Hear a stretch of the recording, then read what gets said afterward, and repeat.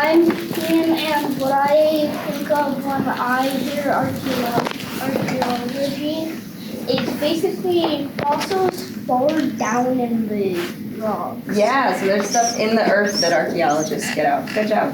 What about you? My name is Tempe, and I think of dinosaurs. Okay, cool. Thank you. Can you go next? I'm Evan. When I think of archaeology, I think of fossils. Raise your hand and tell me what this is first. You want to go first? Lipstick? Yeah, it's a little lipstick, a little tiny lipstick. So if you found this in someone's house, what could you tell about that person? It's a girl. Yeah, it's a girl, or at least one woman lives in this house. Yeah. What else? They might have bought that for a special event. They might have bought this for a special event because we know that in our culture, so in our way of living, people tend to wear makeup for special events. Yeah, what else? They might like little things. They might like little things. This is a strange shape for a lipstick to be, right? What can we learn? You want to go next? That they're old. They're old, yeah. The person who uses this could be old. What about you? It looks like it's in a sunny place. The Sun Times News. Yeah, the Sun Times News. That's a great thought there. So it's named after a place that seems to have a lot of sun. What else? But right here, if you think about it, there's a big hole in the ground. So this one is relatively small. It's like maybe the size of, where we're all sitting right now. There have been over 90 sites in this area where copper has been found. So although the Gulkana Site has the most copper, we do find copper at other places too. Yeah. So copper is also an important part of Ahtna culture and language. So Ahtna terms for copper. The first one is chedi, which means copper. Can you guys say that? Chedi. Chedi. And that means that which is hammered. So that refers to the process by how copper tools are made. Chedi na or chitna is just the word for copper river. Yeah. I live in Chitna. Oh, okay. So then now you know chitna means copper river in Ahtna. And then another term is chedi chel. Can you guys say that? Chedi chel. And that means copper all. So people would find these copper nuggets and they just would come right out of the river or the stream bed. So at Kennecott, they were like digging them out of the rock. We wouldn't have to do that for this type of tool creation. You would use a copper nugget, and I'll show you some examples later. And then you would use stone tools called hammer stones to basically beat it until it gets into the shape that you need it to be. The next one is projectile points. So I've been calling these arrowheads just because it's easier, but as an archaeologist, we actually like to refer to these as projectile points. And the reason for that is, someone brought this up over here, we don't really know if they were attached to an arrow or a dart or a spear. So we just call them projectile points to make it simpler. Go ahead. One way you can know with a spear and an arrow is normally a spearhead is like the one, and the projectile point's the one on the far left. This one? That one. Mhm. That one is a spear point because it's longer. Normally spear points have a longer end. These are all. I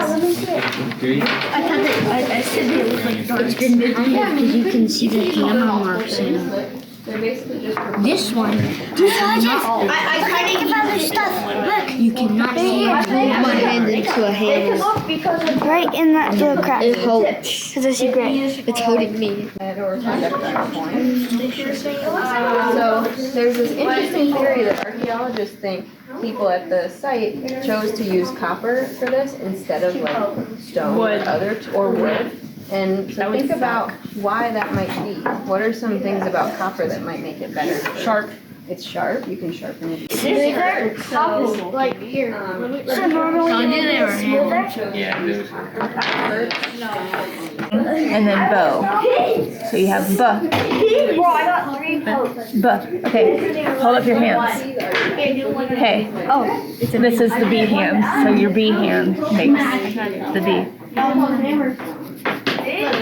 Okay. And then O. I'm gonna take one and I'm gonna just show you how to work it a little bit.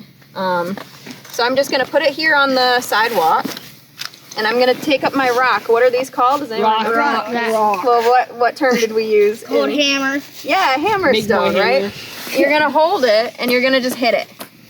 And you can hit it pretty hard to get it to flatten out. We need to be careful when we're doing this because sometimes they can go flying off in all sorts of ways, okay? And that's basically it. You do this until you feel like it's not changing shape anymore. Sometimes you'll start to see little pieces cracking off. See how there's a piece coming off right there? So pretty soon I could probably anneal this. There you go, it's heating up. I don't feel it. And then I'll get some water and we'll let it cool down. And then you can start working it again. Any questions at this point?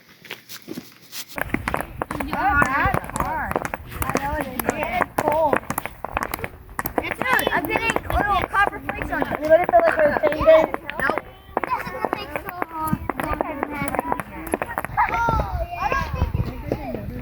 Yeah, it's not getting any smaller. I need to fry out. I want to make sure it's not hot. Okay, give that a shot.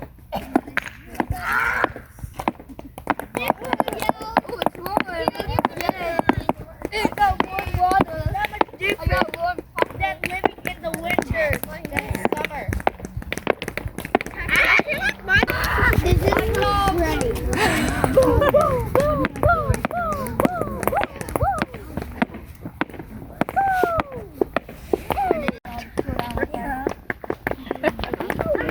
Okay.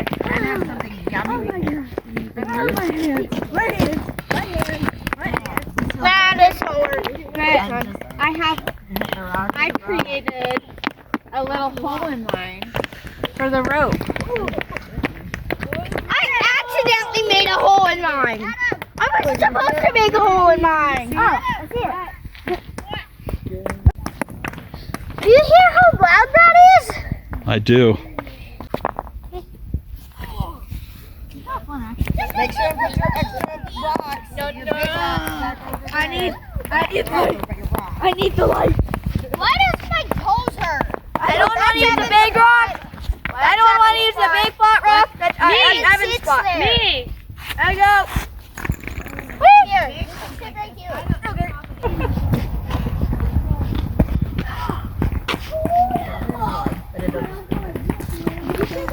I think I'm ready again. I think you might want it to be a little flatter. It's getting close. I'm suffering. Nice job. It feels so warm. I'm so tired. Wait, kill it. Tell us about the copper. What happened? What'd you do to it? I smashed it with a rock. Wait. And it hit my finger once. It hurt. It's super thin. I'm a pancake. I'm a pancake. I'm a pancake. I'm a pancake. I'm a pancake. I'm a pancake. I'm a pancake. Strange shape for a lipstick to be, right?